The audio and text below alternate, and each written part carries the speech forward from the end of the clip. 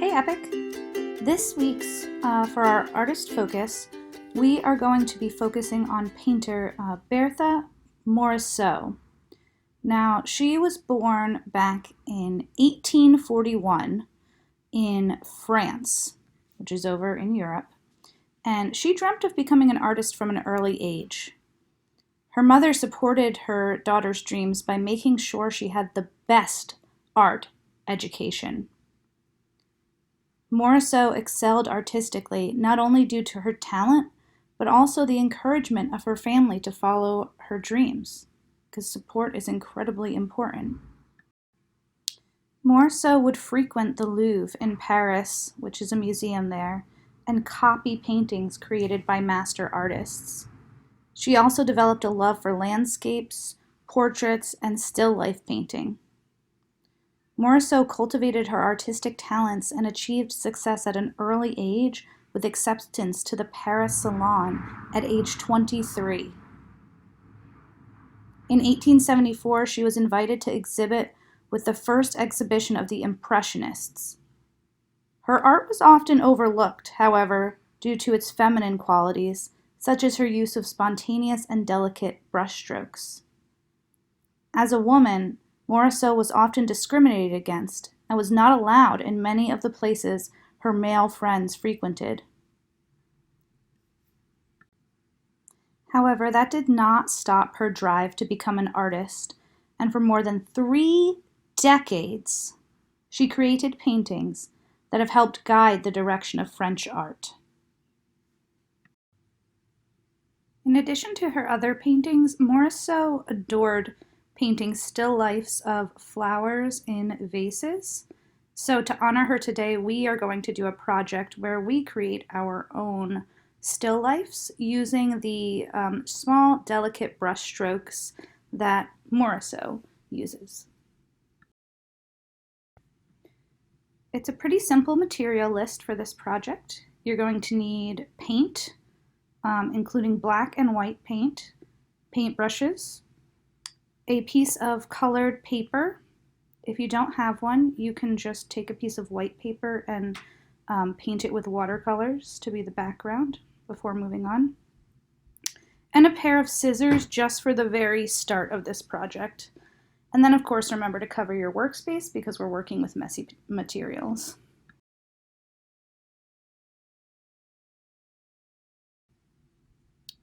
To start, we're going to turn our piece of paper into a square. So just follow what I'm doing here to make that happen. Fold your paper over from one corner until it's lined up with the edge. Crease it. And then cut off that excess rectangle.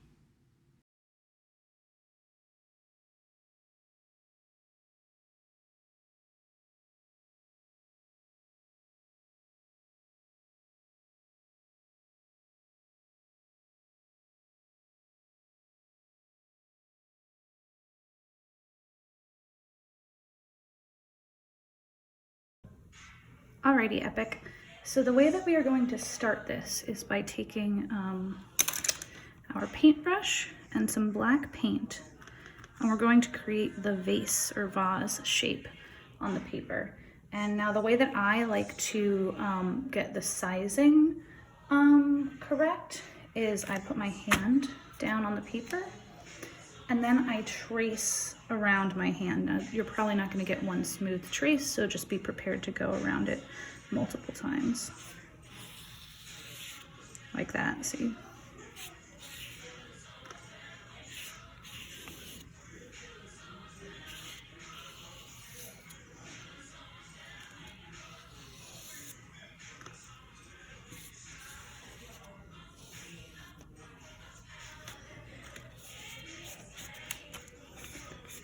All right, that's pretty good. And notice I didn't just trace the outline of my hand. There's no paint on my hands, so you don't need to get that close.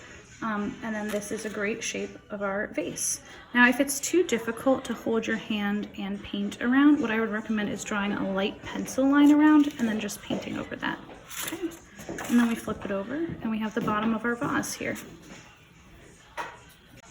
All right, the next step is that using the same black paint, we're gonna create maybe 5 or 6 circular shapes, not perfect circles, just shapes that are round that are gonna stand in as the flowers. Okay, so you can watch me do that.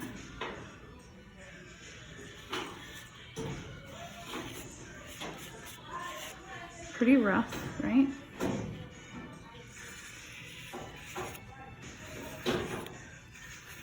See, it's not a perfect circle, it's just a rounded shape. Flowers aren't perfect circles.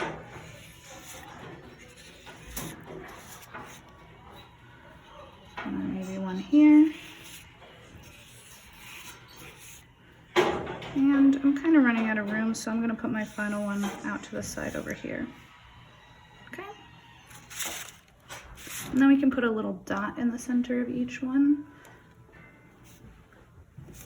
to show that it's a flower. Now this, again, we want these lines to be pretty rough to emulate Berthe Morisot's technique. And then finally what I'm going to do here is I'm going to draw a horizontal line with my paint about halfway through the page. That will create the illusion that our vase is sitting on a table, which you'll see come together over time. Notice I didn't draw the line through the vase. I went from one side to the end and the other side to the end. And the final thing I'm going to do with these black outlines is I'm just going to add some pointed lines coming together to be some leaves. No size or shape requirements at all for this. You want it to look pretty rough.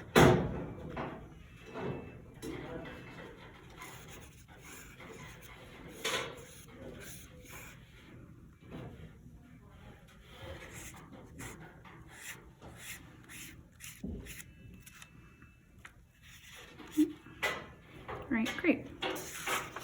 So here's what we have so far with our black outlines. And now that I still have some remaining black paint on my brush, just to give that layered effect that, again, Morisot has in hers, I'm just going to wipe off the remaining paint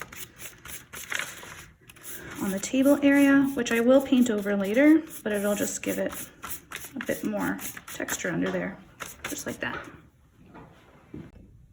Okay, so the next thing I did is, I have already done this, but I mixed some black paint into white paint to make a little bit of gray. I had a lot of white and just the tiniest drop of black that I put into it. So now I'm gonna get, and I can still use this because this is gonna be going on our tabletop where I've already brushed some black anyway. I'm just gonna get a tiny bit of paint on the tip of my brush. This will give me more control over the paint, and it'll also help to create a dry brush effect, similar to Morisot's paintings. And then I'm just gonna go through and fill in the tabletop, but I'm gonna do it by doing pretty tiny short strokes in kind of differing directions. So instead of painting long and smooth across, I'm taking a little bit of paint and I'm putting it down, and then I'm picking my paintbrush up and going in a different direction and getting it all over like that until I fill in the whole thing.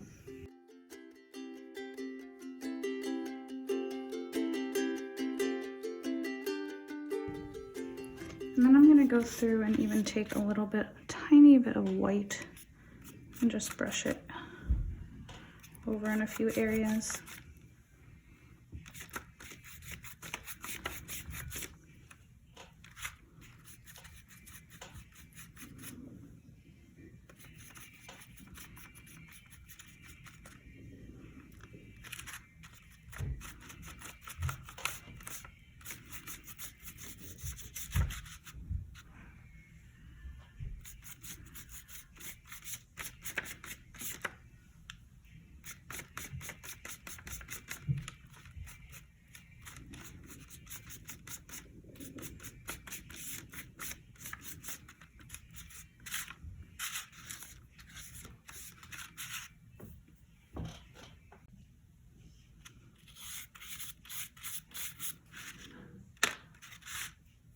Alrighty, so now I'm just going to start adding color to the flowers. I picked up a new paintbrush so that it wouldn't have all those dark colors on it. If you only have one paintbrush, you could just rinse it off and dry it with a paper towel first.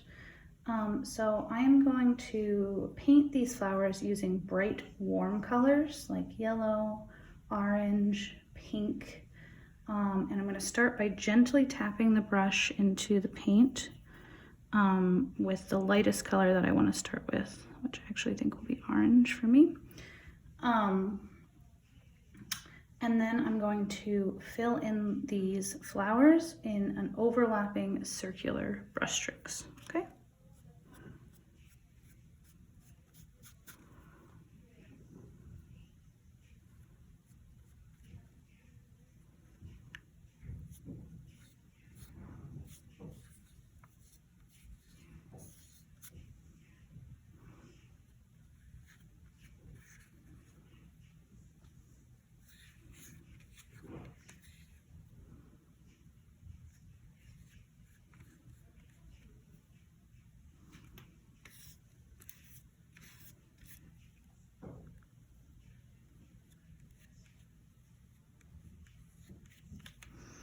And it's perfectly okay to not fill it fully in, because that's why we're using the colored paper, in order to really make it fully colored without having to worry about white space underneath. All right, so now that I've put my lightest color, I'm going to take another color and do the same thing and just slightly overlap it.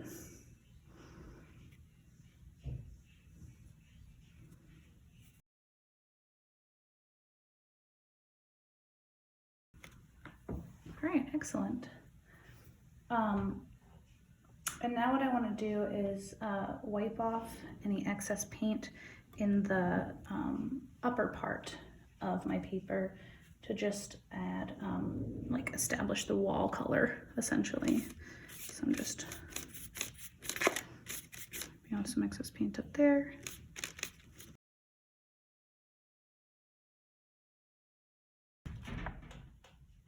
So this is what I have so far. All right, now it's time to fill in these leaves. So I'm going to use a few different color greens for the leaves, and I'm going to start with my lightest and move to my darkest.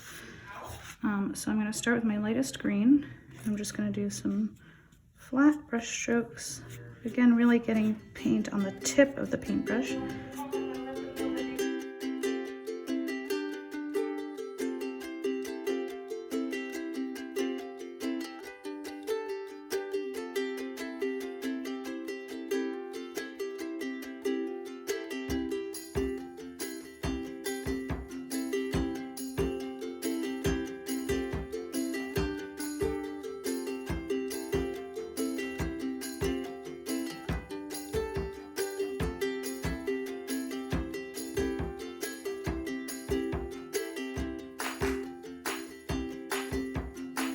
So after the light color, I then take a slightly darker color and do a similar thing. Just get some nice brush strokes going on in here.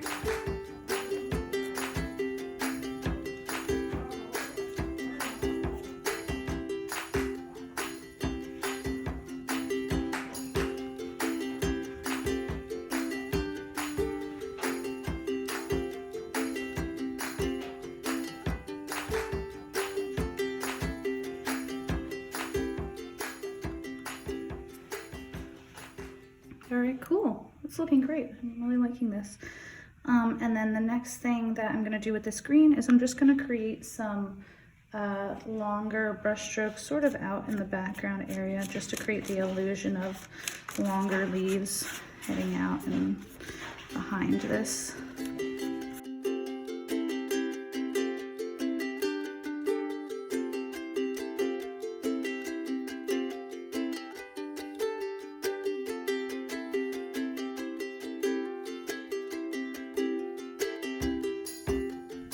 Okay, now this next color is completely your choice, but go ahead and choose a color to be your vase color. Let me stir up my blue over here a little bit and see if that's usable. Yeah. Alrighty, so I'm gonna do blue. I'm gonna get, but you do not have to do blue. You can do any color that you want. And I'm just gonna, again, on the tip of my brush, do short brush strokes in overlapping directions all over the vase until I have it completely filled in.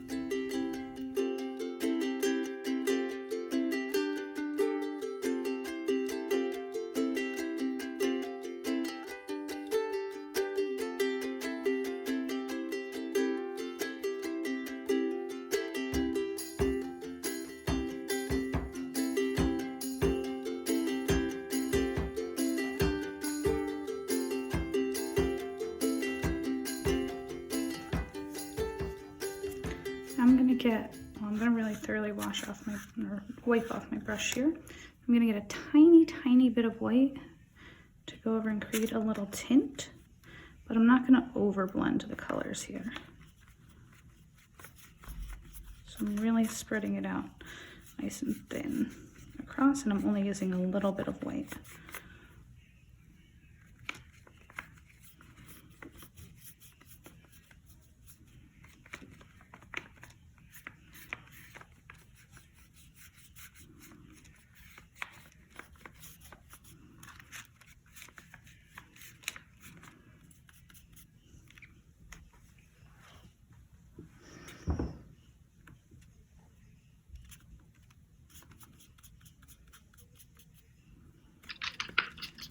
Alrighty, and I feel very happy with this.